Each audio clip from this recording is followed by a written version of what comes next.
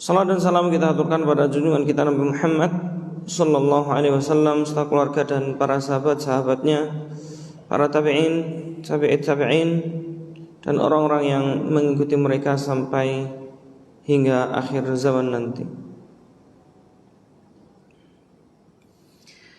Baiklah ikhwah fillah syarakumullah. Hari ini kita melanjutkan pembahasan kita masih pada pembahasan at-tabarruk atau al-barakah wa tabarruk, yakni barakah dan meminta keberkahan. Sebagaimana sudah kita pelajari pada pertemuan yang lalu, bahwasanya barakah itu adalah artinya khairun katsir, kebaikan yang begitu banyak. Dan barakah itu sesuatu yang senantiasa kita harapkan, senantiasa diminta oleh Rasulullah SAW kepada Allah SWT, ya, di dalam setiap doanya. Kemudian disebut sesuatu itu barakah itu ketika sesuatu itu bisa membawa seorang menuju, ya, kebaikan akhiratnya. Karena ketika seorang mendapatkan kebaikan yang hanya di dunia saja, ini namanya bukan barakah. Karena kebaikan yang hanya di dunia saja itu disebut dengan kebaikan yang terputus. Karena begitu dia mati terputus. Karena dia mendapatkan hanya kebaikan dunianya, ya. Maka kebaikan yang disebut dengan al-barakah adalah kebaikan yang sampai ke akhirat. Maka harta kita berkah itu adalah harta yang terus membawa ketaatan kepada Allah Subhanahu wa taala. Kita punya mobil, ya. Mobil itu barokah kalau mobil itu dijadikan atau menjadi wasilah menuju ketaatan kepada Allah Subhanahu wa taala. Itu mobil barokah. Karena mobil itu terus mendatangkan kebaikan, dan terus, ya, pahala terus mengalir. Begitu juga ketika seorang menginfakkan hartanya barokah, ya, atau mewakafkan hartanya barokah, ya, anaknya barokah. Dengan adanya anak dia semakin menambah ketaatan kepada Allah, menambah pahala yang besar, ya. Logikanya gampang. Semakin dia punya anak, dengan anak itu dia bisa mendidiknya. Dengan dia mendidiknya dia mendapatkan pahala. Dan mendidik anak itu butuh kesabaran, sabar pahala, ya. Dia menyuruh anaknya sholat pahala, dan begitu seterusnya. Jadi semakin menambah pahala. Bisa jadi seorang itu mendapatkan musibah, tapi musibah ini barokah. Yang pernah saya ceritakan, di mana ada seorang sahabat yang meminta kepada Allah SWT sakit, sehingga setiap masuk waktu malam, setiap malam beliau setelah ia berdoa seperti itu selalu dia sakit. Jadi begitu masuk malam pasti dia sakit flu, ya. Karena dia berdoa setelah mendengar dari Rasulullah SAW, tidaklah seorang mendapatkan musibah, ya, apapun, ya, sakit dan lain sebagainya, maka dia mendapatkan pahala jika ia bersabar. Maka kemudian dia berdoa kepada Allah, ya Allah berikan aku sakit. Maka ia diberikan sakit seumur hidupnya. Tapi dengan itu barokah umurnya, barokah sakitnya. Ya, inilah yang disebut dengan barokah. Baik, kemudian semua sekalian Allah Subhanahu wa taala, macam-macam barokah, ya, banyak sekali tentunya. Macam-macam tabarruk, maksud saya menjadikan barokah atau meminta keberkahan. Tabarruk itu lebih kepada meminta keberkahan, ya. Macam-macam meminta keberkahan itu ada berbagai macam. Pertama adalah meminta keberkahan yang masyru', yang disyariatkan. Yang kedua yang mamnu', yang dilarang. Jadi meminta keberkahan itu tidak semuanya masyru', ada yang dilarang, ya. Kemudian saya akan bahas, ya, terkait dengan at-tabarruk al-masyru' atau tabarruk yang disyariatkan dalam syariat Islam. Ada berbagai macam tabarruk, meminta keberkahan ya dari sesuatu tentunya kepada Allah Subhanahu wa taala. Karena artinya gini, kalau saya bilang ini air, saya minta keberkahan, bagaimana hukumnya dan lain sebagainya. Baik, yang pertama adalah jenis tabarruk yang masyru'. Jenis tabarruk atau meminta keberkahan, ini suaranya mantul-mantul ya. Jenis tabarruk yang disyariatkan, yang pertama adalah tabarruk dengan amrun syar'i, meminta keberkahan kepada Allah Subhanahu wa taala dengan satu hal yang memang syar'i. Ya. Satu hal yang syar'i. Ya, dengan sesuatu yang syar'i. Contohnya adalah tabarruk dengan Al-Qur'an, meminta keberkahan dari Al-Qur'an kepada Allah Subhanahu wa taala tentunya. Kenapa meminta kepada Al-Quran keberkahan? Karena secara syar'i Allah sudah menunjukkan, Allah sudah menjelaskan di dalam Al-Quran bahwasanya Al-Quran itu berkah. Namun perlu dicatat sama Allah SWT, meminta keberkahan dari Al-Quran dengan cara yang syar'i, dengan cara yang dibenarkan. Ya, tidak sembarangan seorang itu meminta keberkahan begitu saja. Sehingga dengan cara Al-Qur'annya, ya, tulisannya seumpama tulisan Al-Qur'an atau mushaf Al-Qur'an itu dilipat, ya, kemudian dimasukkan dalam minuman. Ya. Atau dibakar. Kemudian arangnya dimasukkan dalam minuman. Ya, atau seumpama Al-Quran dibikin kecil sehingga sekecil apa ya, yang kadang berapa senti, 1 senti seumpama, dibikinlah Al-Quran dengan ukuran 1 senti. Kemudian Al-Quran ini dimasukkan dalam satu wadah, dijadiin kalung dengan harapan meminta keberkahan darinya. Ya, apakah seperti enggak? Tidak seperti ini. Meminta keberkahan dari Al-Quran. Bentuknya apa meminta keberkahan dari Al-Quran? Ya, karena jelas Allah SWT menjelaskan Al-Quran itu berkah, sebagaimana Allah firmankan, ya, kitabun anzalnahu ilaika mubarak, sebuah kitab yang kami turunkan kepadamu wahai Muhammad, mubarak, mubarakun liyadabbaru, ya, sebuah kitab yang kami turunkan kepadamu yang diberkahi, ya, yang diberkahi supaya supaya mereka mentadaburi ayat-ayatnya. Maka ini barokah. Dengan apa atau dengan cara bagaimana meminta keberkahan dari Al-Quran? Yang pertama adalah jika seorang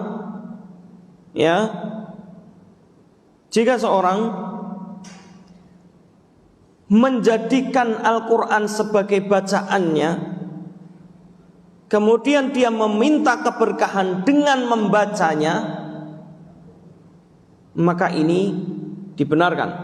Jadi seorang baca Al-Quran meminta keberkahan dengan membaca Al-Quran. Dalilnya Rasulullah SAW bersabda bahwasanya satu huruf di dalam Al-Quran saja ketika seorang membaca Al-Quran itu dinilai pahala besar. Dinilai pahala besar. Sampai berapa?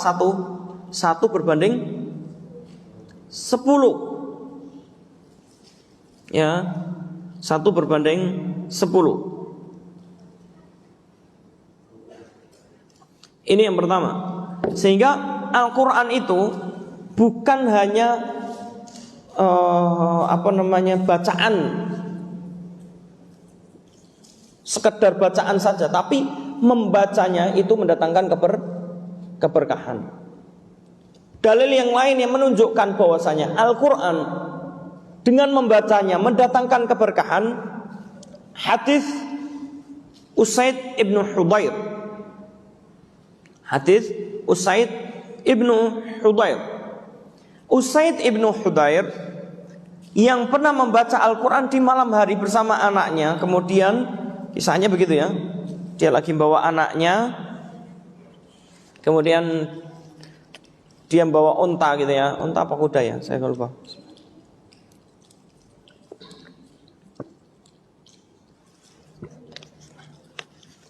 Kemudian di malam itu dia membaca Al-Quran. Ketika membaca Al-Quran dan sudah menjadi maklum, salah satu sahabat yang mempunyai suara yang bagus dan mempunyai bacaan yang bagus itu Usaid bin Hudayr. Begitu dia membaca Al-Quran, tiba-tiba dari langit itu muncul sinar yang sangat terang mendekat. Dan semakin lama semakin mendekat, semakin banyak dan semakin terang mendekati Usaid bin Hudayr. Jadi langit itu tiba-tiba cahaya, ada cahaya terang sekali. Semakin banyak cahaya itu semakin mendekati dia, hingga akhirnya begitu semakin mendekat, maka kendaraan tunggangan yang ia bawa, yang ia cencang itu tadi, tiba-tiba meringkik dan seperti melihat sesuatu. Karena meringkik sambil kakinya digerak-gerakkan. Maka sampai Usaid kemudian tadinya menaruh anaknya gitu ya, kemudian dipindah. Tapi semakin lama semakin meringkik. Maka khawatir terhadap anaknya juga, maka beliau menyelesaikan bacaan Al-Qur'annya atau memberhentikan bacaan Al-Qur'annya. Hingga di waktu subuh dia melaporkan kepada Rasulullah SAW kejadian ini. Datang pada Rasulullah SAW seraya bertanya, ya, dan memberitahukan kejadian ini. Maka Rasulullah SAW mengatakan, "Dzalika malaikah." Sinar yang datang, cahaya yang datang itu adalah para malaikat. Para malaikat akan datang mendekat, ya, kepada orang-orang yang sedang membaca Al-Quran. Ya, maka ini adalah bagian dari keberkahan ketika seorang membaca Al-Quran. Ya, orang membaca Al-Quran maka mendatangkan keberkahan dengan ini. Yang kedua, seorang yang menjadikan Al-Quran atau mengambil Al-Quran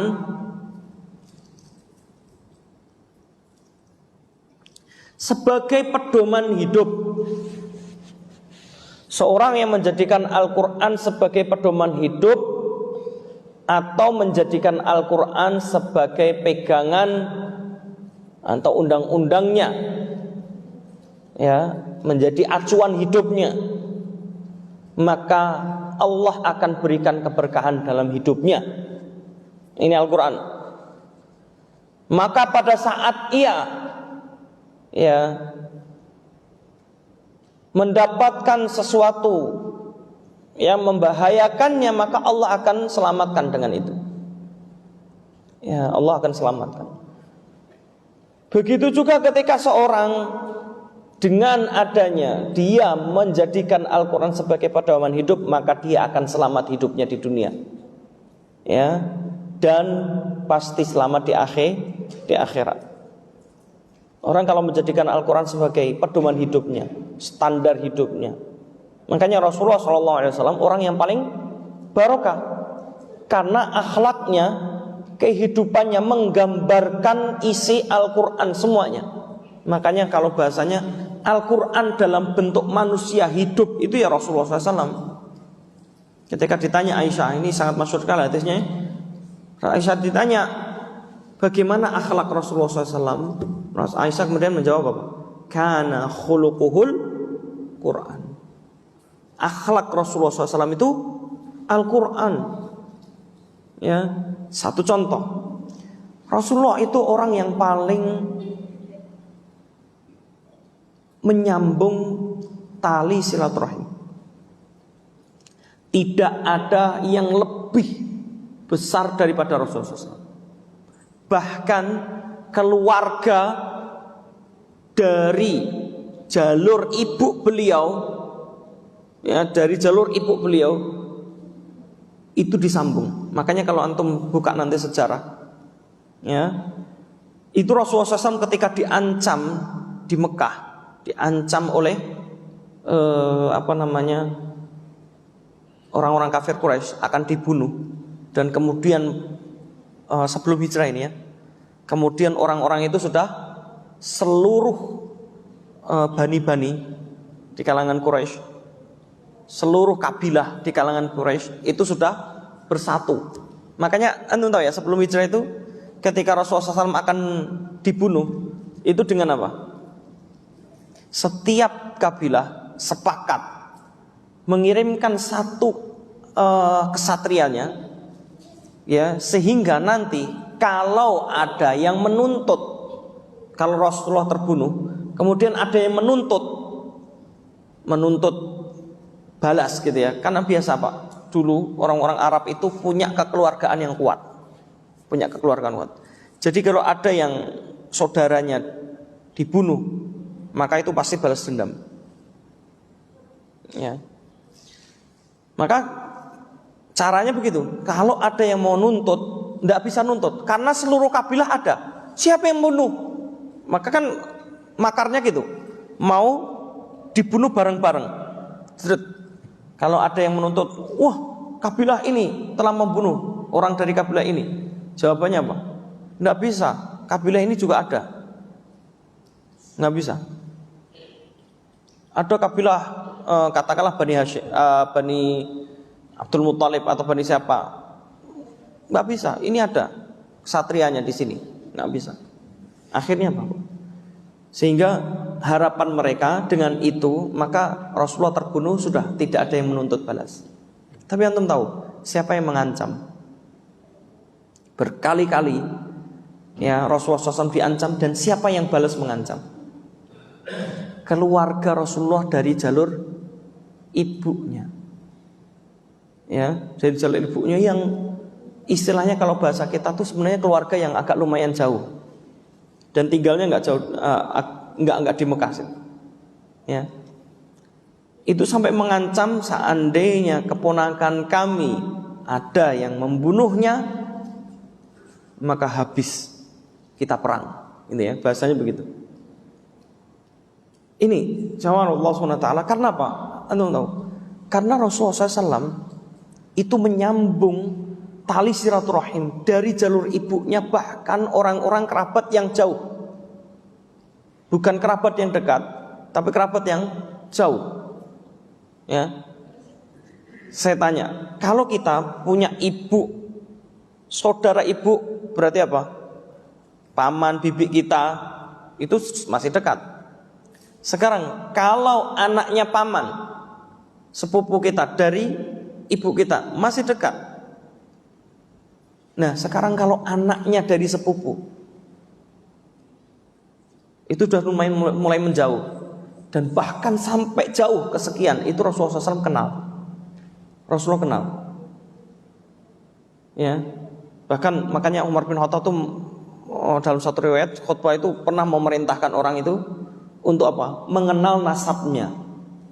Kita ini nggak begitu kenal kadang-kadang. Saya tanya dulu Pak, kita keluarga dari yang satu kakek,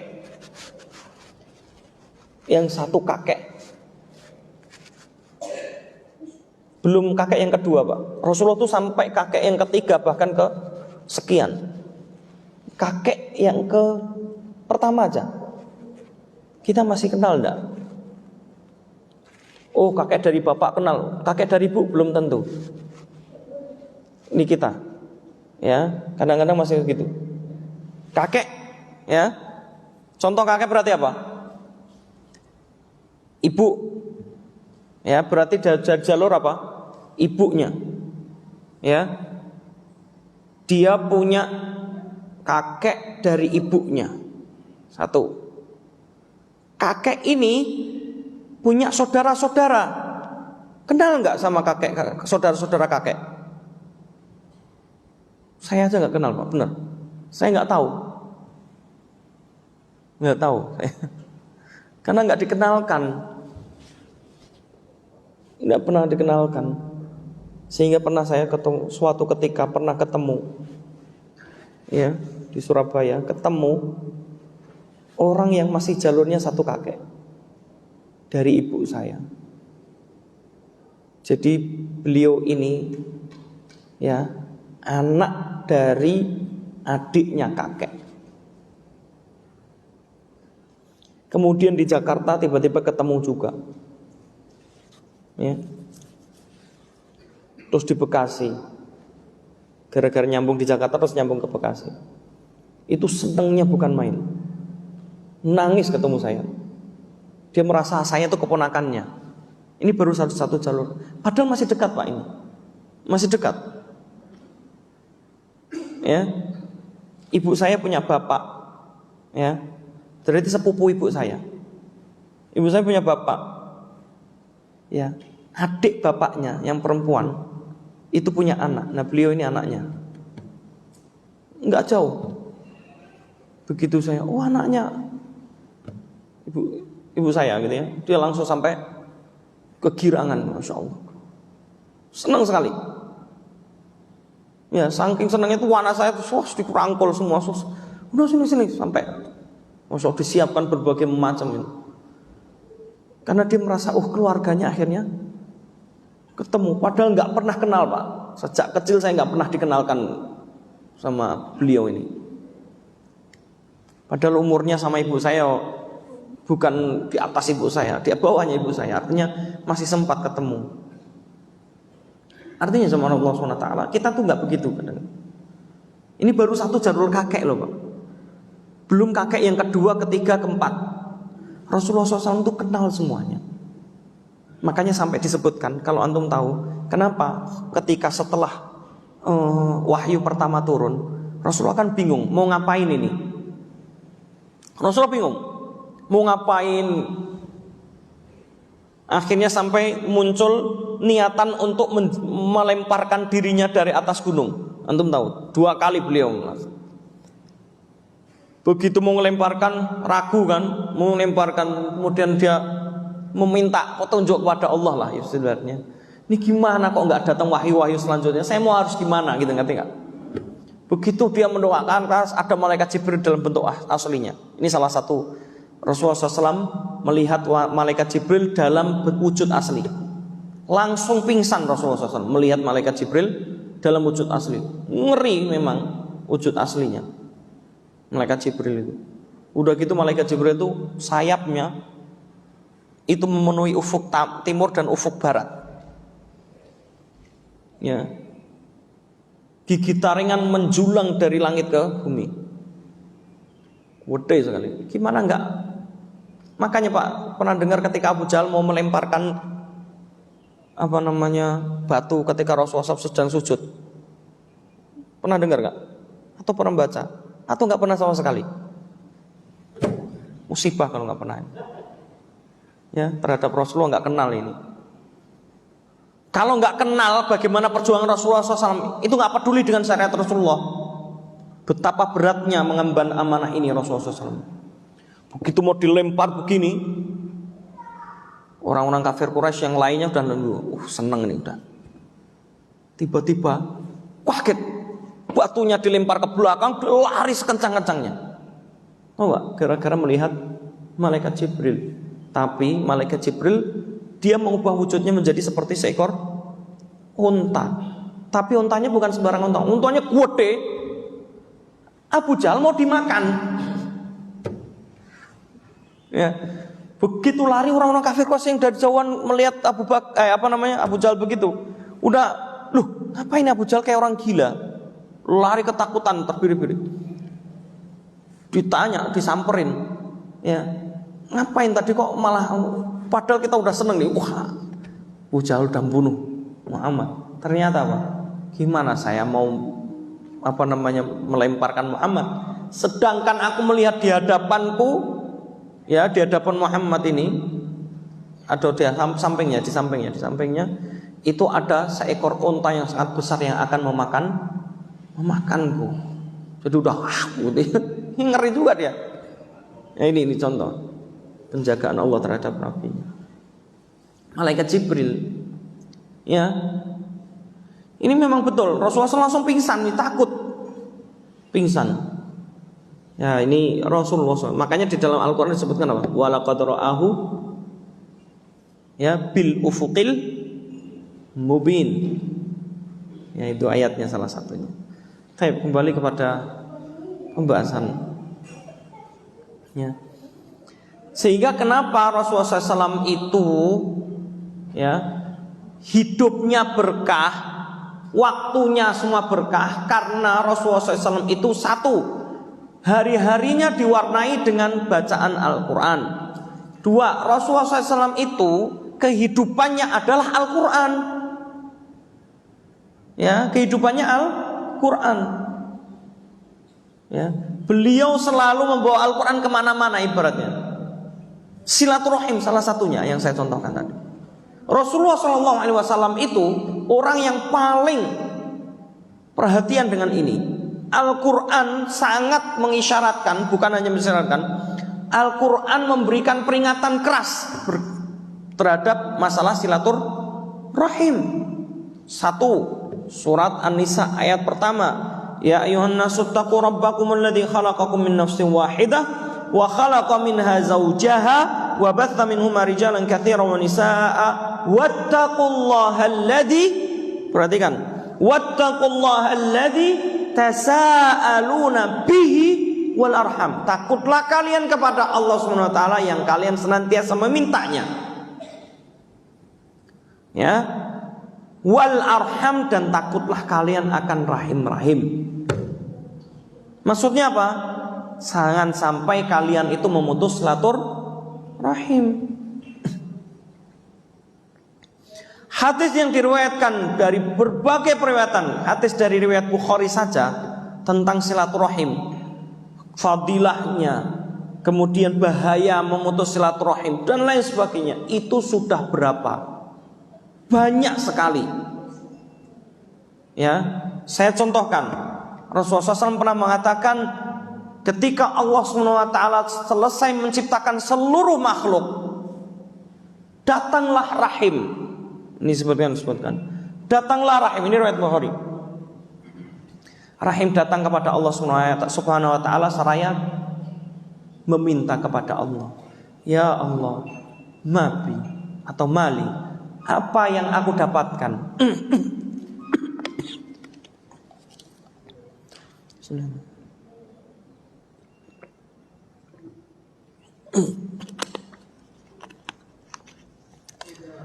Artinya rahim berharap, apa yang saya dapatkan kalau engkau ciptakan aku, gitu ya. Sampai berkali-kali meminta, sampai 3 kali, sehingga Allah kemudian berkata kepada rahim,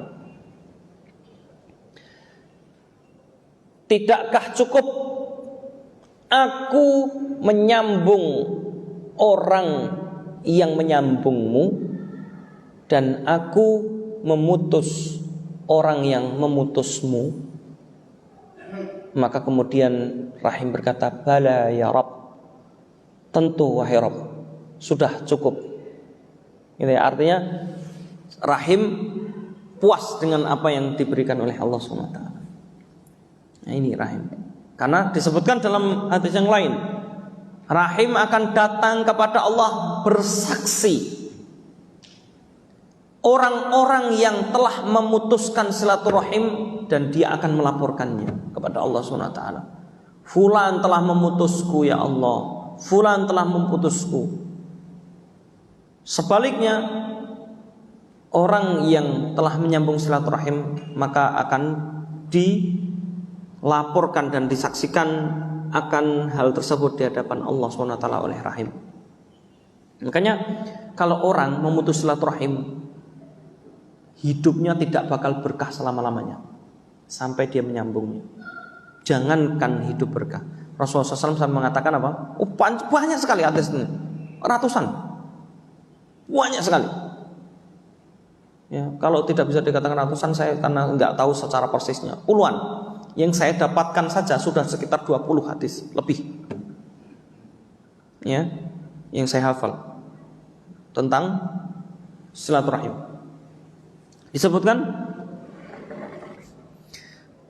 ya tentang silaturahim ini Rasulullah SAW bersabda, ya, tidak akan diterima doa orang yang memutus silaturahim.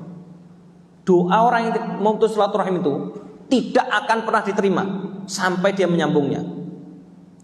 Antum berdoa sampai nangis-nangis, sampai guling-guling, nggak bakal. Kenapa? Karena memutus silaturahim. Allah nggak bakal ridho. Allah memutus hubungan. Tadi kalau saya sebelumkan, Allah memutus, kan tadi saya sebutkan, tidakkah cukup saya memutus orang yang memutusmu, kan gitu, memutus hubungan. Allah memutus hubungan orang, yakni hubungan dia dengan Allah SWT, dengan hamba tersebut diputus, nggak akan nyambung, karena orang itu telah memutus silaturahim. Ya, ini ya masih banyak lagi. Saya tidak bahas secara detail. Ya, terkait dengan silaturahim. Ini ada disebutkan di dalam hadis disebutkan jelas sekali. Ya, bahwasanya Rasulullah SAW menyebutkan ini. Sholatnya tidak akan kena terima sampai dia menyambung silaturahim.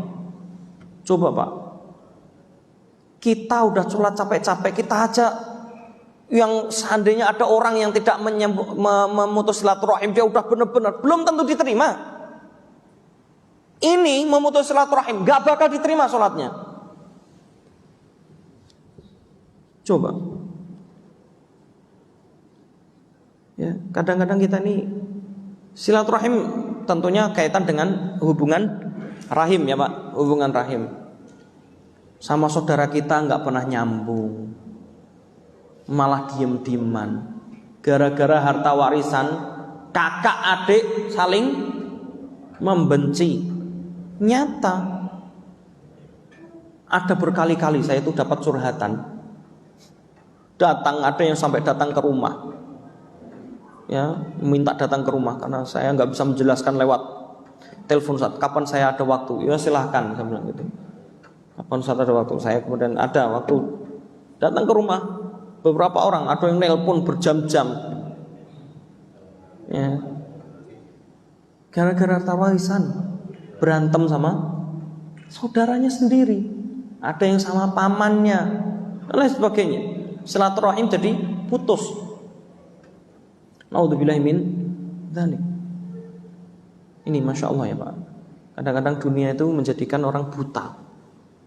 Silaturahim itu mengerikan. Ya, kalau antum nggak bakal berkah. Padahal bagian dari silaturahim itu menyambung orang terdekat dari orang yang terdekat kita. Ngerti nggak maksudnya? Bagian dari silaturahim itu bukan hanya saudara, berarti orang terdekat dia. Seumpama nih, kita punya paman, ya, kita punya paman. Berarti kita menyambung silaturahim paman itu termasuk juga menyambung kepada istrinya paman. Ngerti nggak? Itu. Termasuk juga kita berbakti kepada orang tua itu bukan hanya berbakti kepada orang tua saja, berbakti sama orang yang terdekat dengan orang tua kita. Bahkan temennya bapak kita semua. Ini saya juga punya kisah ini. Saya masih ingat dulu waktu saya kecil. Itu bapak saya punya teman, itu hampir 1 pekan sekali itu orang itu datang, padahal jauh, beda kota, karena saking akrabnya. Kadang-kadang sebulan sekali atau berapa kali itu bapak yang ke sana, tapi lebih seringnya dia yang ke rumah saya. Saya ingat betul, beliau itu kalau saya bahasakan sahabat bapak saya. Bapak saya meninggal, sahabatnya ini nggak tahu. Zaman dulu nggak ada telepon ya, nggak ada telepon, nggak ada HP. Ada telepon lah mungkin orang-orang kaya di kota-kota doang ya, di desa jarang, nggak ada ya. Itu sampai Saya mencari alamat itu, saya mencari beliau ini, temannya bapak saya. Setelah bapak saya sudah jauh lama sekali sudah meninggal, ya sudah beberapa tahun, karena saya belum dapatkan. Akhirnya ketemu, ya singkat cerita intinya ketemu.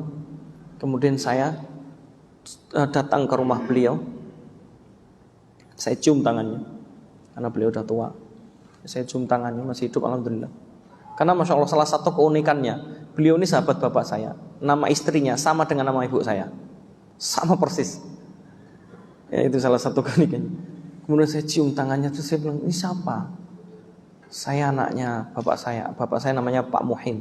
Saya anaknya Bapak Muhin. Masya Allah, nangis dia. Saya nggak pernah tahu kabar Bapak Muhin, karena bapak saya kan merantau ke Sumatera. Nggak pernah ada kabar. Pernah ada surat sekali sejak itu. Selama beliau bapak saya di sana tuh surat menyurat sama beliau ini sekali, karena susah. Sumateranya pelosok Pak. Saya pernah ke sana soalnya di daerah Jambi. Itu mobil aja susah masuk Pak. Motor harus orang yang ahli. Kalau nggak licin, ngeri sekali. Beneran ini Pak, saya pernah. Mobil harus mobil yang khusus desainnya. Saya ke sana, Masya Allah, perjuangan ke sana. Saya udah 2 kali ke sana karena saya ziarah kubur ke makam bapak ibu saya di sana. Ya. Itu Masya Allah. Jadi susah. Saya begitu datangi itu beliau, sahabat bapak saya itu nangis dia. Terus saya bilang bapak sudah nggak ada, Masya Allah saya cuma dengar dari orang-orang, saya nggak tahu gimana meninggalnya, nangis. Saya dirangkulnya terus kemudian Masya Allah gimana kabar anak-anaknya, gitu ya, kakak-kakakmu, adik-adikmu kayak gitu. Dia nggak kenal saya, nggak kenal. Karena waktu kecil kalau bapak ada tamu nggak ada yang berani ganggu udah, karena sudah dia diajari adab betul sama bapak saya itu. Kalau ada tamu jangan ada suara. Ya, ganggu tamu, gak berani suara, ada cekikian sedikit dulu, udah. Setelah itu langsung disabet. Tamunya pergi udah langsung sabet itu masuk zaman itu. Makanya saya nggak pernah kenal tamunya bapak saya. Itu Masya Allah. Ini ternyata saya langsung teringat sejak itu ya, teringat hadis dari Ibnu Umar. Antum tahu Ibnu Umar? Ibnu Umar lagi ya ngobrol-ngobrol kajian lah mungkin ya, kajian bersama ya halaqah sama beberapa murid-murid dan sahabat-sahabat yang lainnya lah, lagi kongko-kongko, tapi kongko-kongkonya kongko-kongko ngobrolin Islam. Tiba-tiba dari kejauhan dia melihat ada seorang Arab Badui, seorang anak muda Arab Badui. Dan antum tahu Arab Badui itu hidupnya tidak menetap di satu tempat. Ini Masya Allah pentingnya silaturahim. Begitu dia melihat dia, kayaknya saya kenal ini, kata Ibnu Umar. Langsung saya izin dulu, langsung sebentar.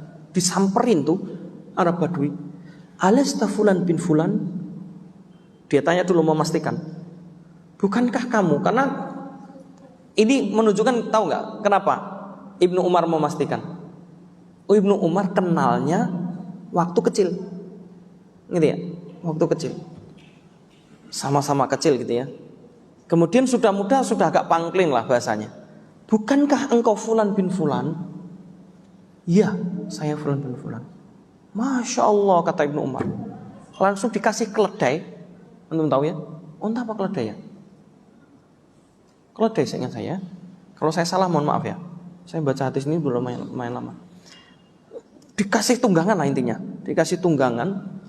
Begitu dikasih tunggangan, bukan hanya itu, antum tahu, sorbannya dicopot, dikasihkan, dikasih duit, ya, beberapa dirham gitu ya, pokoknya dikasih duit. Tidak cukup itu, dinaikkan ke tunggangan itu, digendong, dinaikkan ke tunggangan itu. Coba bayang, orang Arab Badui sebenarnya nggak perlu kayak itu, ngerti nggak? Makanya kemudian ada orang-orang tuh ngomong sama Ibnu Umar, Ibnu Umar, sebenarnya cukup kamu kasih berapa dirham udah cukup itu, ngerti nggak? Udah cukup kebaikanmu dengan mengasih beberapa dirham. Selesai, orang Badui udah senang juga, udah girang itu, nggak perlu kayak gitu. Tahu nggak kata Ibnu Umar? Innahu kana abuhu, perhatikan, kana abuhu sahiban li Umar. Lihat. Bapaknya itu sahabatnya Umar. Loh, harusnya yang disambung sebenarnya harusnya siapa? Ya bapaknya dia aja kan? Enggak. Termasuk berbakti, itu berbakti kepada orang terdekat dan orang terdekat dari orang terdekat. Lihat. Kata Ibnu Umar, saya mendengar dari Rasulullah SAW bahwasanya termasuk berbakti itu seperti itu tadi. Karena saya berbakti kepada Umar, maka saya berbakti kepada sahabatnya Umar. Ya, karena sahabatnya Umar punya anak dan ini orang terdekatnya, maka saya berbakti. Bagian berbakti saya berbakti kepada orang yang terdekatnya. Masya Allah, ini Ibnu Umar. Orang-orang takjub dengan Ibnu Umar. Ini Masya Allah. Coba bayangin, kita jauh Pak kalau kayak gitu. Ya, saya tanya Pak, siapa di antara kita yang kenal dengan sahabatnya bapak kita? Sedikit. Teman-temannya bapak kita? Sedikit. Ibu, teman-temannya ibu? Coba. Ibunya udah nggak ada, nggak pernah kenal sama teman-temannya. Betul nggak Pak? Termasuk saya Pak, saya nggak begitu kenal karena ya nggak dikenalkan, ya nggak mau, saya nggak dikasih tahu dan lain sebagainya. Makanya Pak, Bapak kalau saya ingatkan, Bapak kalau punya anak, kenalkan tuh dengan saudara-saudara Bapak. Kenalkan dengan teman-teman, sehingga suatu ketika anak ini ingin berbakti kepada kita, kita sudah mati, itu dia tahu. Ya, itu Masya Allah. Ini silaturahim aja sudah Masya Allah panjang sekali. Ini Rasulullah, akhlaknya Rasulullah SAW. Maka berkah Pak hidupnya Rasulullah SAW itu. Makanya dalam riwayat Rasulullah itu gak pernah sakit. Iya, gak pernah sakit. Sakitnya karena habis diracun itu. Ya, habis diracun. Jadi sehat dan Masya Allah. Sehat tapi membuahkan amalan yang begitu banyak. Makanya Rasulullah pernah mengatakan, sebaik-baik manusia itu apa? Orang yang umurnya panjang tapi amalannya banyak. Sebaik-baik manusia. Berarti hidupnya apa? Berkah. Sejelek-jelek manusia, umurnya panjang, amalannya jelek terus. Nah, itu jelek-jelek manusia. Ya, semakin tua semakin menjadi-jadi malahan ya. Nah, untuk bilang saya heran juga ya. Ini saya kisah nyata. Saya nggak nyebut nama. Insya Allah bukan bagian dari ghibah. Orang sudah tua, sudah pensiun, bahkan umurnya sudah Masya Allah ya. Itu bahasanya itu saya Masya Allah ya. Kadang-kadang bahasanya maksudnya gini, nggak mikir dia sebentar lagi mati. Dia berpikir ini nanti buat masa depan saya nanti. Nanti udah tua, udah mati masih masa depan saya. Dan bakhilnya minta ampun. Masya Allah ya. Hartanya banyak, tapi dia bilang ini nanti buat masa depan, saya nggak mau. Ya Masya Allah. Itu kalau teman saya agak dekat, saya langsung bilang tuh, inti sebentar lagi mati, masa depan inti mati. Ya, ada orang pernah datang kepada saya tuh, minta tolong macam-macam. Jamaah saya dan saya dekat, maksudnya saya dekat itu saya biasalah, bercanda juga biasa. Begitu saya tuh punya ini tanah di sana, punya rumah di sana. Tapi saya bingung mau jadi apa. Terus saya bilang gitu, berapa tahun itu sudah punya kayak gitu? Udah lama, sudah puluhan tahun. Wah, nerakam nanti itu, saya bilang gitu. Ente punya rumah, punya tanah, nggak diapa-apain. Dosa itu terus-terusan, dosa berjalan itu Pak. Saya bilang, wah ente kacau itu, saya bilang gitu. Karena saya dekat jadi saya biasa ngomong gitu. Makanya saya berani ngomong gitu. Kemudian ketemu, terus gimana Ustaz? Itu kalau ente mau kontrakin rumah ente, satu. Rumah kalau diem aja, nggak ditempati, nggak diapa-apain, tempatnya siapa? Setan, satu. Yang kedua, jangan dikira nggak dosa. Dosa karena dia telah menganggurkan. Itu dosa Pak. Tanah, punya tanah di mana-mana gitu ya. Alasannya Pak, buat investasi Ustaz. Apa gitu. Investasi ini sebentar lagi mati. Investasi apa? Investasi itu akhirat. Saya gituin. Investasi kita akhirat. Wah, ini kalau punya itu saya bikin rumah tahfidz gitu, saya bilang gitu. Kalau perlu saya bikin pesantren yang bisa terus berjalan amalannya. Oh ya gitu ya Ustaz. Iya. Buat apa ente? Masa depan ente apa? Mati, saya bilang gitu. Masa depan kita tuh mati. Ntar lagi mati. Emang sholat ente diterima, saya gituin aja. Enggak ya, akhirnya kebingungan dia. Waduh, wakafin aja, saya bilang gitu. Kalau ente nggak butuh, itu nggak diapa-apain Pak. Kalau mematikan sebuah tempat itu dosa Pak. Hadisnya ada. Ya. Kalau antum punya tanah, punya rumah, harus ditempati atau dihidupkan tuh tanahnya. Cara menghidupnya tanah apa? Kalau nggak bisa diapa-apain, maksudnya ini nggak di tanah doang, gimana ditempati Ustaz? Hidupkan, suruh tanamin siapa kayak tanamin buah-buahan, singkong apa-apa. Jadi tanah itu hidup, nggak mati, ada hasil, gitu. Itu menjadikan tanah mati itu dosa Pak. Jangan tidak nggak dosa, besar dosanya. Taib, ini saya malah kemana-mana ya. Taib, selanjutnya. Ya. Kemudian orang menjadikan Al-Quran atau meminta keberkahan dari Al-Quran. Yang ketiga itu dengan cara apa? Menjadikan ya Al-Quran sesuatu yang dia hafalkan sehingga dia menjadi ahli Quran, menjadi ahli Quran. Orang yang menjadi ahli Quran maka dia berkah karena dia membawa Al-Quran, atau sering disebut dengan hamalatul Quran atau hamil Quran. Kalau satu pembawa Al-Quran itu hafid Al-Quran Pak. Hafid Al-Quran itu, pembawa Al-Quran itu hidupnya berkah. Antum tahu salah satu yang bentuknya keberkahannya, satu, orang yang hafid Al-Quran dikedepankan, atau bahasa apa ya, lebih didahulukan dalam hal imam. Maka orang yang hafalannya 1 juz ya tidak lebih utama daripada orang yang hafalnya 5 juz untuk maju ke depan untuk menjadi imam. Paham ya? 1. Jadi ahlu Quran ini, hamil Quran, pembawa Al-Quran. Makanya kan sampai dibahas, Ibnu Suyuti juga membahas tentang adab orang yang hamil Quran. Banyak sekali para ulama membahas ini, pembawa Al-Quran. Ya, dan dia punya amanah besar, pembawa Al-Quran. Makanya hidupnya juga berkah karena membawa kebaikan terus. Orang yang penghafal Al-Quran itu Pak, bukan bahasanya Indonesia itu susah Pak. Hafidul Quran, orang yang benar-benar hafal Al-Quran itu harus menjaga hafalannya.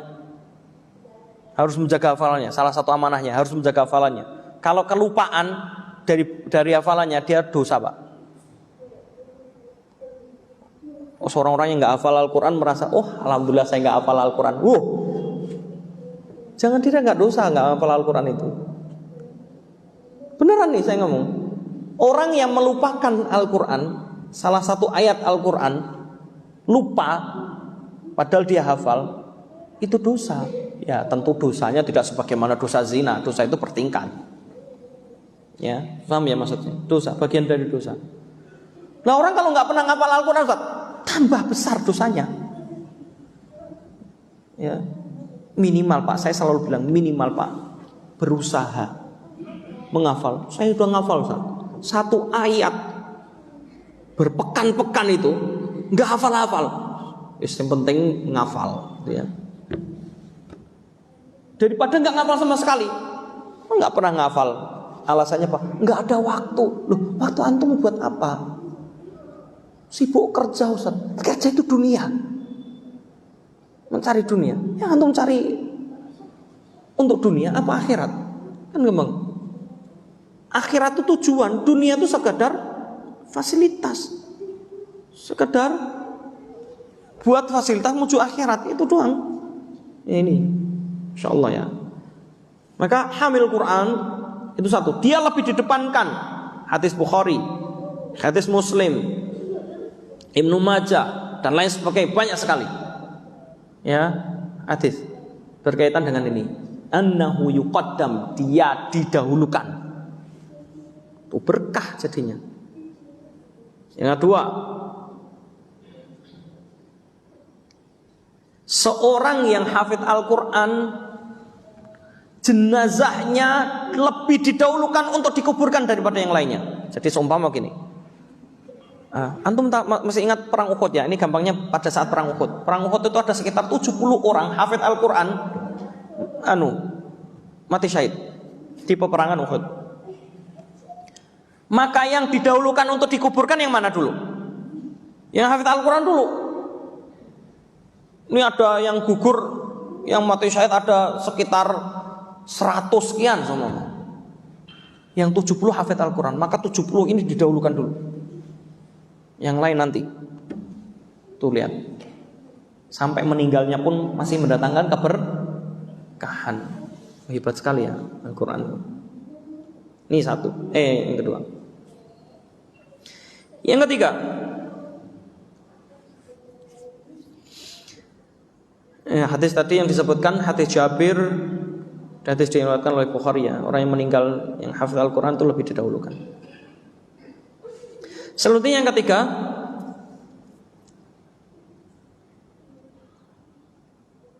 orang yang hafid Al-Quran, membawa Al-Quran, maka tubuhnya tidak akan dimakan tanah atau tidak akan dimakan rayap. Coba, sudah meninggal masih terus mendapatkan keberkahan dari Allah SWT. Ini kelebihannya. Hafid Al-Quran, tubuhnya tidak akan dimakan tanah, tidak akan dimakan rayap, tidak doyan rayap. Ya, nggak berani mendekat.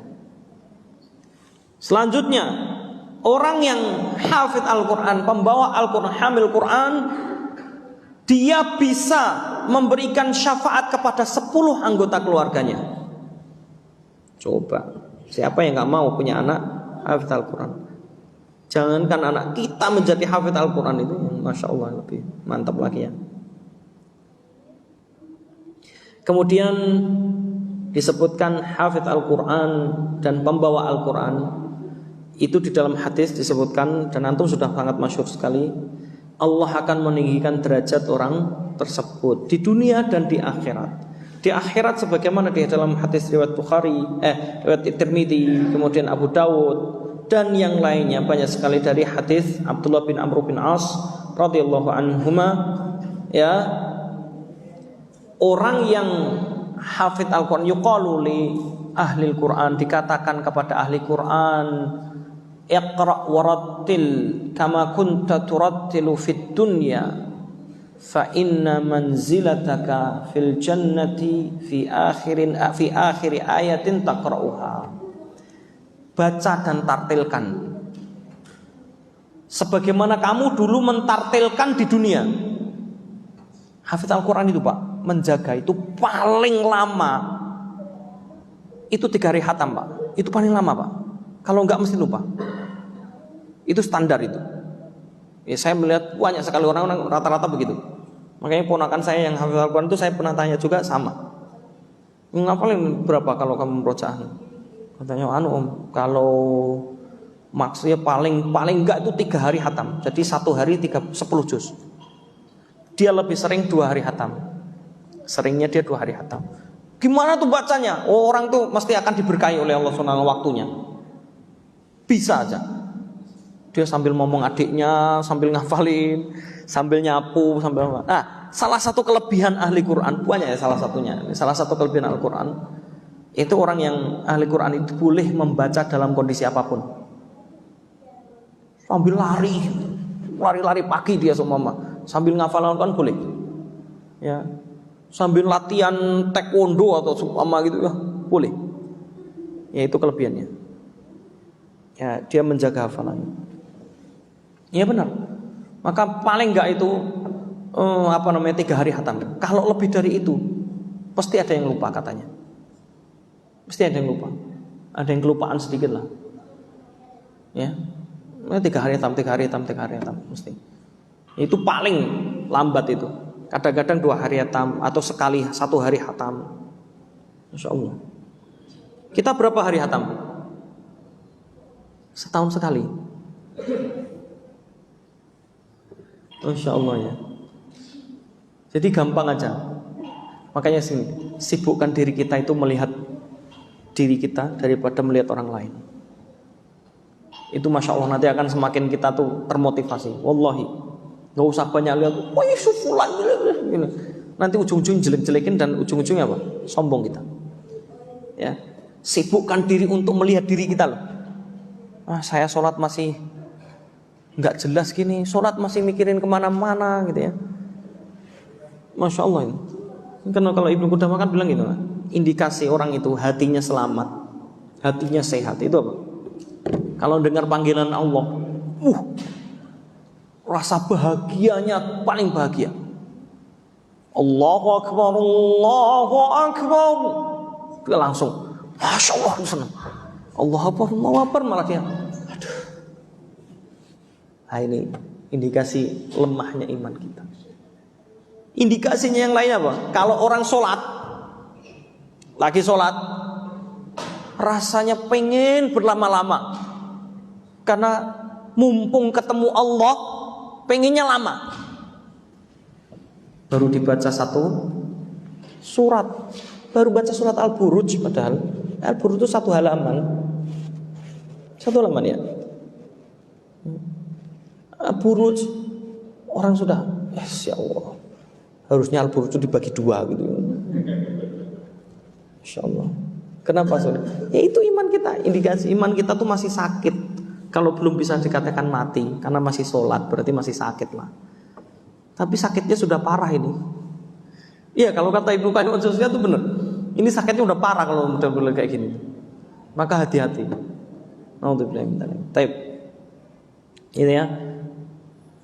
Maka tingkatan seorang di surga itu pada akhir ayat yang dia baca. Makanya kan ulama khilaf di kalangan ulama berapa tingkatan surga itu. Maka yang paling bagus adalah pendapat yang seperti ini menggabungkan dan pertengahan. Surga itu ada berapa pintu, Pak? Halo. 7 apa 8?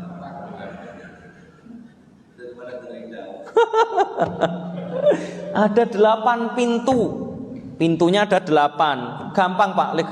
Lu pintu 8 gimana? Bapak tahu Masjidil Haram itu punya berapa pintu? Ya kan ada pintu. Babur Rahmah, babur paham ya? Nah, surga itu punya banyak pintu. 8 pintu. Ada berapa tingkatan? 100. Itu dalam riwayat yang disebutkan oleh Rasulullah SAW, sesungguhnya di surga nanti ada 100 tingkatan. Ya, yang paling tinggi itu surga Firdaus. Makanya jika Rasulullah mengatakan, jika kalian meminta surga, mintalah surga Firdaus. Itu Rasulullah SAW. Makanya ini menjadi inspirasi begitu. Kalau punya targetnya setinggi-tingginya, gitu loh. Jangan nggak apa-apa, yang penting surga ya Allah. Nggak boleh gitu. Doa itu minta Firdaus. Ternyata enteng belum derajat Firdaus sudah, ya setidaknya masih di surga.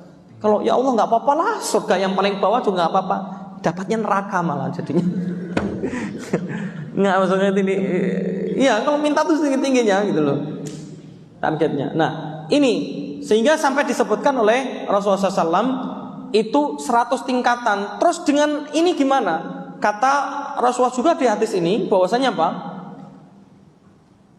Derajat seorang atau tingkatan seorang di surga itu sesuai dengan akhir ayat yang dia baca. Nah kalau 100, ayat itu ada berapa ribu? Ya 6 ribuan kan? Loh nggak mungkin. Maka kemudian sebagian ulama berpendapat menyimpulkan surga itu ada 100 tingkatan. Di setiap tingkatan ada tingkatan-tingkatan. Ngerti?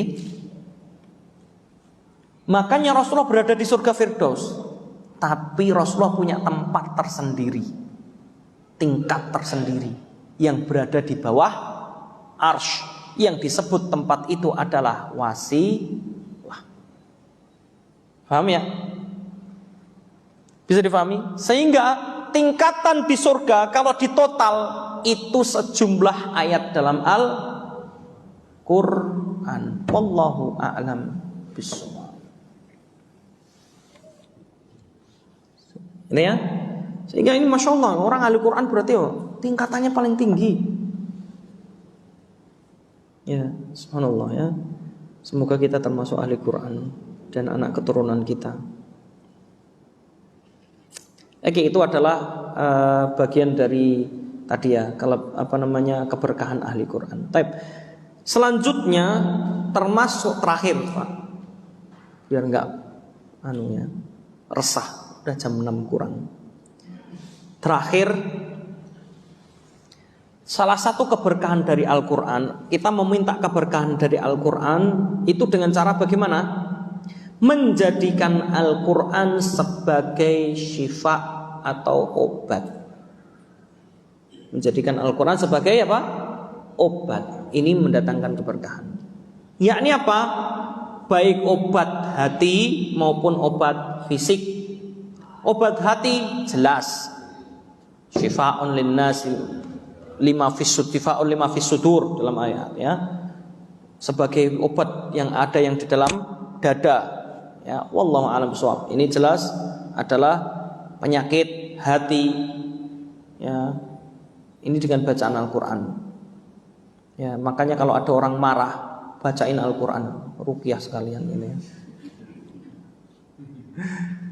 Ya, iya benar, ini maksudnya adalah Al-Quran dijadikan obat, ya, dijadikan obat penyakit hati maupun fisik. Dalil penyakit fisik apa?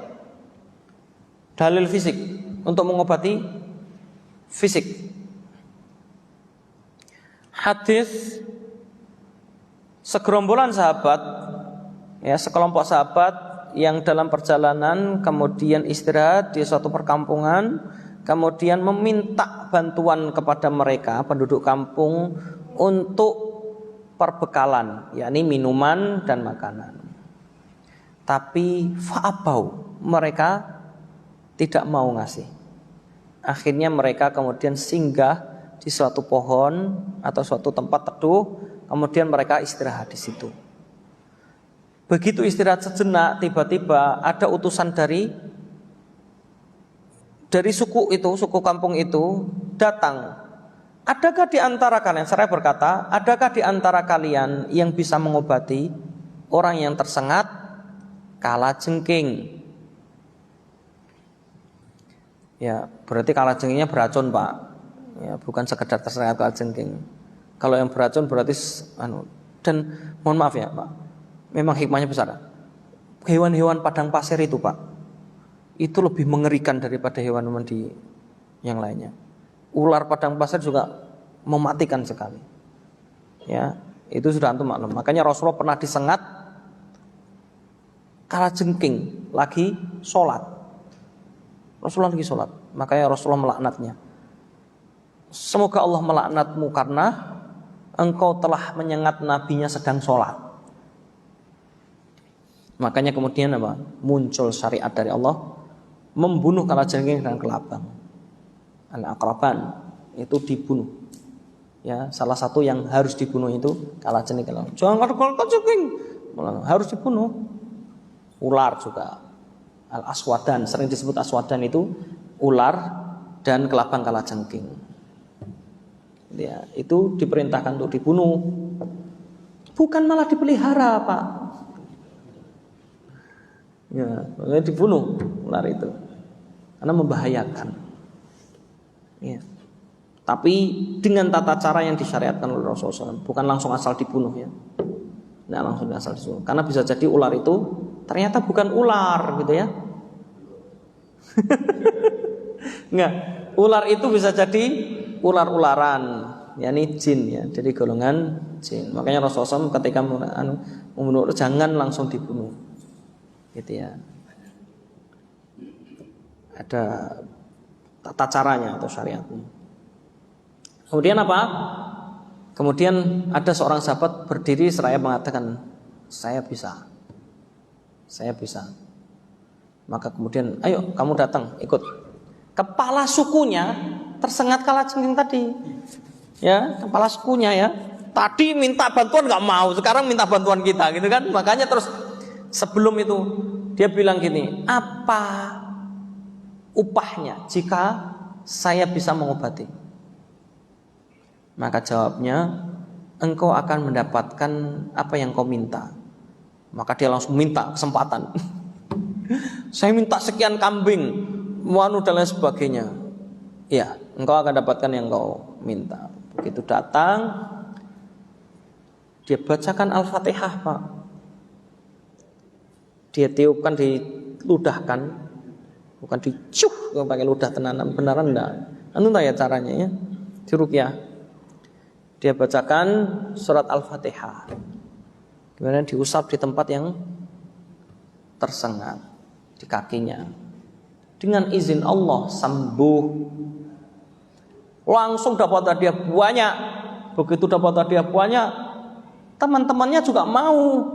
Kan kita bareng-bareng, kalau dapat ya bareng-bareng dong gitu ya. Itu biasalah manusiawi ya. Jadi kalau ada orang sekarang begitu ya biasa itu. Ya sahabat dulu aja. Begitu sampai kepada Rasulullah SAW, laporanlah mereka. Begitu laporan, ya Rasulullah kemarin begini. Siapa yang kemarin ngobati? Saya Rasulullah SAW. Sini. Dari mana kamu tahu kalau Al-Quran itu, dari mana kamu tahu surat Al-Fatihah itu bisa menjadi obat? Dia bacakan ayat. Al-Quran syifa linnas. Ya, Al-Quran itu obat bagi manusia. Berarti obat bagi apa saja, penyakit apa saja. Maka Rasulullah SAW membenarkan perbuatan orang ini. Kemudian Rasulullah SAW, mana hadiahnya? Kambing. Saya juga mau. Nah, Rasulullah SAW. Bukan Rasulullah meminta-minta ya. Jadi jangan terlalu lebay dalam membahas minta-minta. Nggak boleh meminta-minta. Meminta itu nggak boleh. Akhirnya minta bagian nggak berani. Loh enggak. Antum harus tahu konteksnya. Yang disebut oleh Rasulullah SAW meminta-minta itu pengemis. Paham ya? Beda Pak, pengemis orang minta. Contoh, seumpama ada orang, mohon maaf nih, contoh nih, saya contohkan. Tiba-tiba Pak Wasrun bawa buah apa gitu ya, melon gitu ya, mau makan, boleh dong minta gitu. Nggak apa-apa, ini bukan bagian dari minta-minta. Rasulullah juga sama. Ya, kalau begitu Rasulullah nggak boleh dong, nggak, harus difahami dengan baik. Hadis itu bukan asal mentahnya. Kadang-kadang orang memahami mentah. Makanya kemudian apa? Rasulullah, oke, saya minta dong, saya minta. Karena logikanya gampang, ngerti nggak? Kenapa Rasulullah minta? Yang ngajarin Al-Fatihah siapa? Gitu kan? Rasulullah. Tapi ingat ya, Rasulullah SAW itu minta tidak pernah untuk dirinya saja, pasti untuk juga yang lainnya. Nah, akhirnya dapat bagian Rasulullah SAW. Subhanallah ya. Ini hebat sekali ya. Ini adalah Al-Quran. Baru satu yang kita bahas ya. Tabaruk, meminta keberkahan dari hal yang syar'i, yakni Al-Quran. Wallahu a'lam bishawab. Sampai di sini ya yang dapat kita pelajari pada hari ini. Insyaallah masih kita lanjutkan, masih panjang. Silakan kalau ada pertanyaan.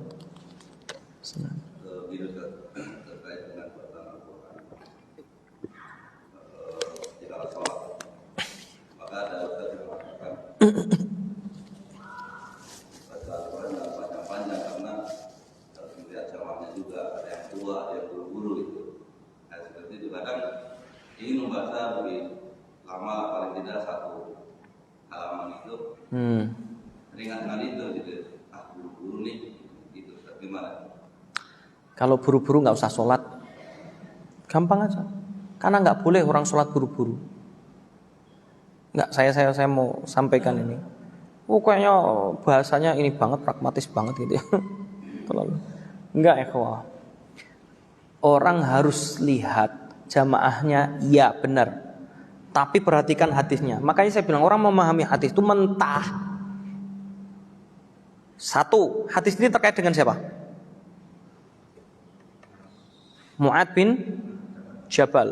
Perhatikan ya, hadis ini terkait Mu'ad bin Jabal. Perhatikan dulu. Saat itu Mu'adz bin Jabal sholat bersama Rasulullah. Dan yang sholat bersama Rasulullah jamaah biasa, maksudnya jamaah, saya mau sampaikan, ini saya runtutannya biar antum paham dulu. Jadi Rasulullah SAW itu yang sholat bersama Rasulullah di masjidnya Rasulullah itu rata-rata sahabat inti. Bisa dipahami? Sahabat inti. Rasulullah memanjangkan bacaannya. Dalam riwayat disebutkan Rasul membaca Al-Baqarah itu. Ya, tidak semua. Beberapa bagian dari surah Al-Baqarah, lebih beberapa lembar dalam satu rakaatnya. Mungkin 1 juz lah. Beliau membaca surat Isya. Surat Isya membaca 1 juz dari surah Al-Baqarah, kurang lebih gitulah. Ya. 1 juz biasa sahabat inti. Ya. Dan ada tempat-tempat, ya, tempat-tempat daerah yang memang Rasulullah pilih imam-imamnya pada untuk kaumnya. Salah satunya Mu'adz bin Jabal. Mu'adz bin Jabal itu dipilih oleh Rasulullah SAW untuk menjadi imam di kaumnya. Nah, karena dia biasa dengan Rasulullah SAW sholatnya panjang, pada saat dia ngimami kaumnya panjang. Ada orang tua, ada orang sakit, orang tua udah nggak kuat, akhirnya dia keluar dari jamaah, sholat sendiri. Kepanjangan, lapor besoknya sama Rasulullah SAW, ya Rasulullah, Mu'adz sholatnya panjang banget. Ini kaki sudah gemeteran gitu bahasa kita ya, udah nggak kuat. Maka kemudian apa? Panggil Mu'adz. Mu'adz sini Mu'adz. Afattanun anta ya Mu'adz? Apakah engkau mau menyiksa wahai Mu'adz? Kamu mau jadi penyiksa wahai Mu'adz? Perhatikan panjang dan pendeknya Rasulullah SAW. Lihat hadis yang lain, lihat dulu hadis yang lain bagaimana. Rasulullah itu sholat maghrib. Ini yang paling saya hafal banget. Rasulullah sholat maghrib itu membaca sholat maghrib, dan biasa ngimami di beberapa tempat Rasulullah SAW. Ya, itu kalau sholat maghrib itu Rasulullah pendek, kata Rasulullah SAW, pendek. Rasulullah memendekkan bacaannya. Pendeknya Rasulullah tahu nggak surat apa? Surat Al-Qamar, surat An-Najm, dan surat Al-Qamar. Bayangin aja. Makanya disebut dengan salah satunya Al-Mufassalat, surat-surat yang pendek. Surat-surat yang pendek. Termasuk surat Rasulullah SAW menggabungkan antara surat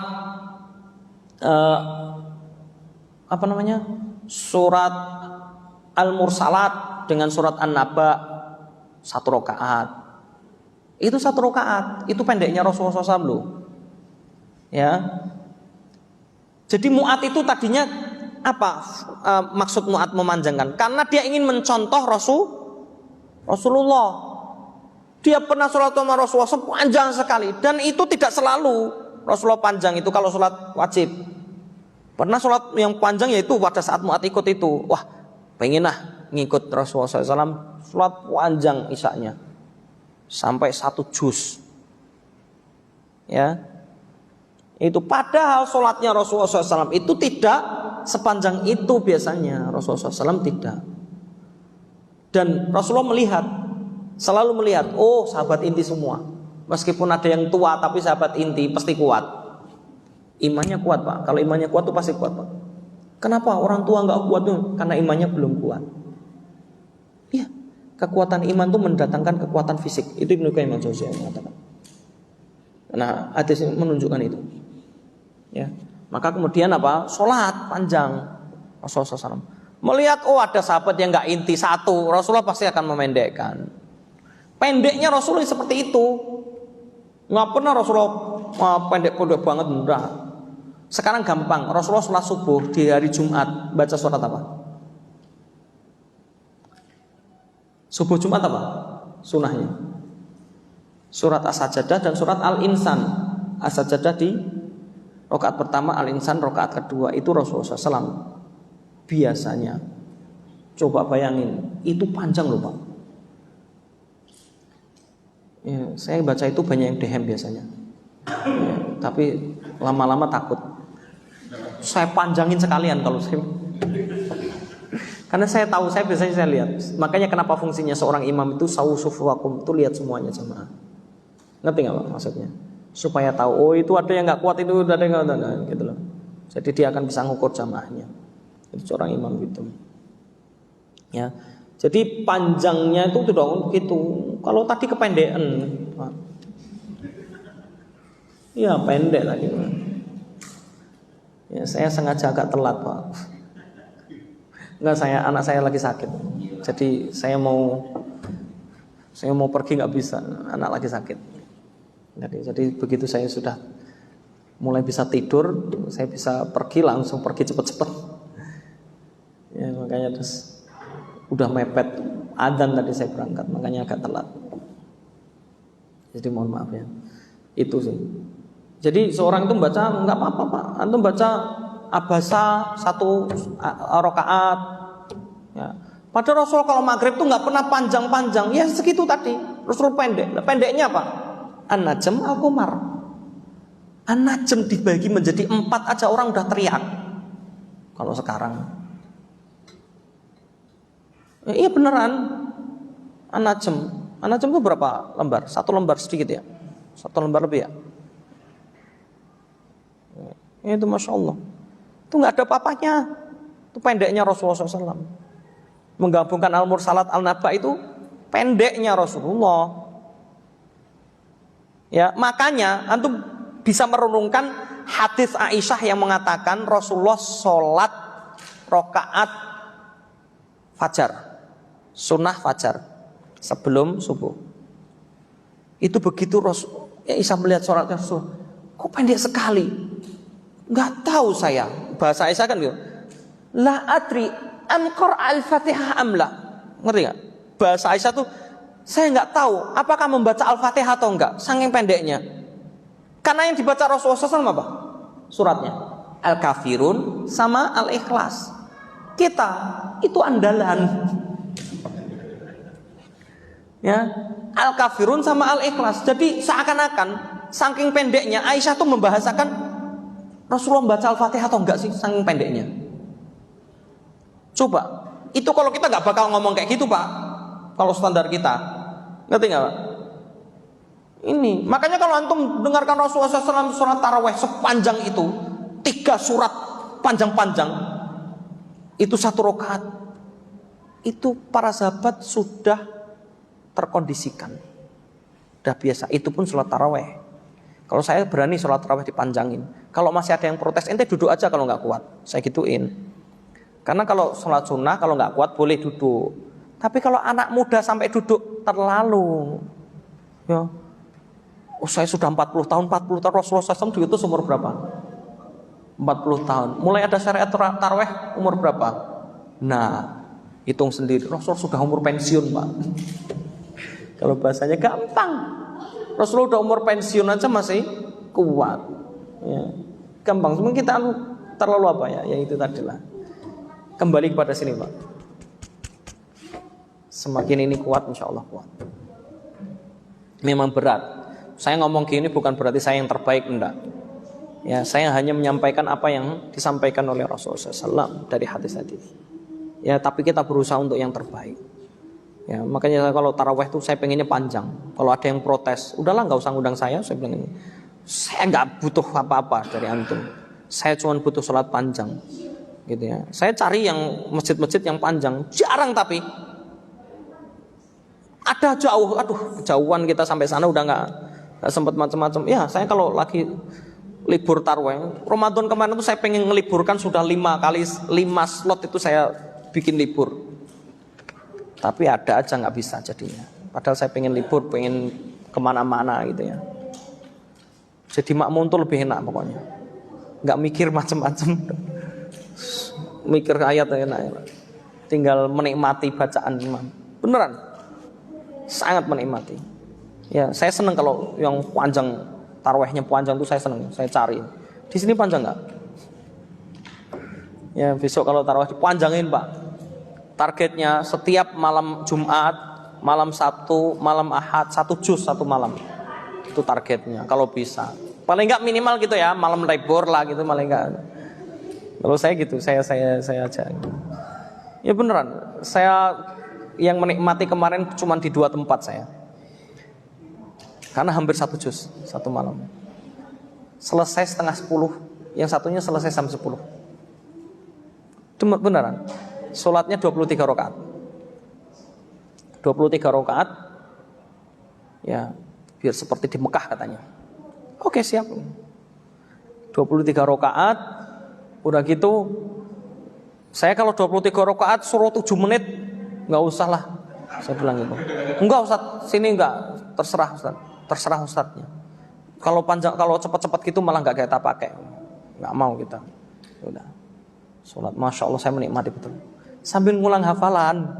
Kapan lagi gitu ya. Untuk begini, nggak bisa. Menikmati insya Allah. Allah SWT. Cukup ya? Nggak ada pertanyaannya? Ya silakan. Ya, konteks apa nih? Allah menciptakan berbagai macam suku, bangsa, bahasa termasuk bahasa Arab. Kemudian Allah menurunkan Al-Quran yang kata dan tulisannya itu Arab plastiknya itu sama dengan bahasa Arab.